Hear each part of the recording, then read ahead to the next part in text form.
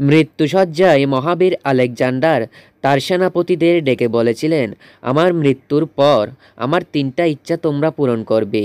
আমার প্রথম অভিপ্রায় হচ্ছে শুধু আমার চিকিৎসকরাই আমার কফিন বহন করবেন। আমার দ্বিতীয় অভিপ্রায় হচ্ছে আমার কফিন যেই পথ দিয়ে গোরস্থানে যাবে সেই পথে আমার অর্জিত সোনা ও রূপা চড়িয়ে থাকবে। আর শেষ অভিপ্রায় হচ্ছে কফিন বহনের সময় আমার 2 হাত কফিনের বাইরে ঝুলে থাকবে। তার সেনাপতি তখন তাকে এই বিচিত্র অভিপ্রায় কেন করছেন প্রশ্ন করলেন।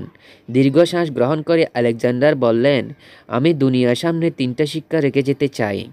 আমার চিকিৎসকদের কফিন বহন করতে এই কারণে বলেছি যে যাতে লোকে অনুধাবন করতে পারে যে চিকিৎসকেরা কোনো মানুষকে সারিয়ে তুলতে পারে না। তারা ক্ষমতাহীন আর মৃত্যুর তাবা থেকে রক্ষা করতে অক্ষম। গোরস্থানের পথে সোনাদানা ছড়িয়ে রাখতে বলেছি মানুষকে এটা বোঝানোর জন্য যে সোনাদানার একটা কণাও আমার সঙ্গে যাবে না। এগুলো পাওয়ার জন্য সারাটা জীবন ব্যয় করেছি, কিন্তু নিজের সঙ্গে কিছুই নিয়ে যেতে পারছি না।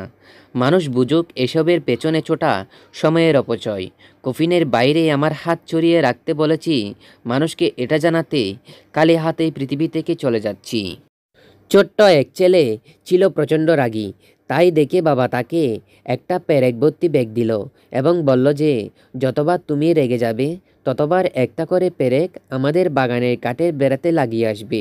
প্রথম দিনেই ছেলেটি বাগানে গিয়ে 37টি পেরেক মারতে হলো। পরের কয়েক সপ্তাহে ছেলেটি তার রাগকে কিছুটা নিয়ন্ত্রণে আনতে পারে। তাই প্রতিদিন কাঠে নতুন পেরেকের সংখ্যাও ধীরে ধীরে কমে এলো।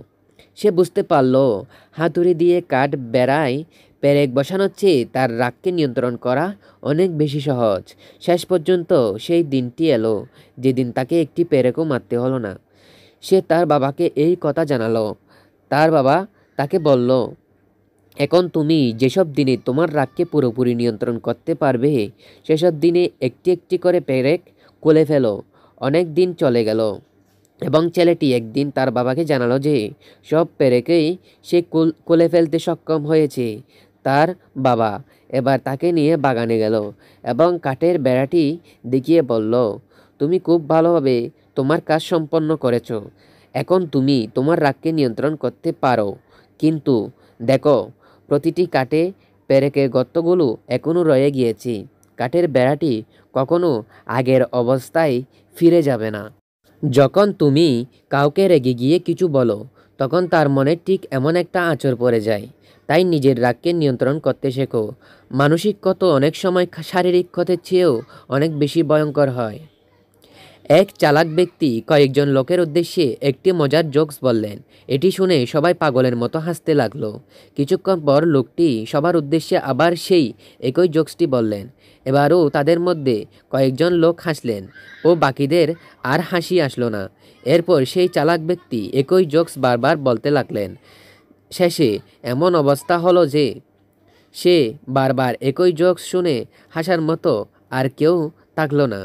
এবার তিনি মুচকি হাসলেন এবং সবার উদ্দেশ্যে বললেন, দেখো, তোমরা একই জোকস শুনে বারবার হাসতে পারো না, তাহলে কেন তোমরা জীবনে পাওয়া কোনো একটা কষ্টের জন্যে দিনের পর দিন কাঁদতে থাকো? বন্ধুরা, ভিডিওটি ভালো লাগলে লাইক এবং সাবস্ক্রাইব করে রাখবেন। ধন্যবাদ।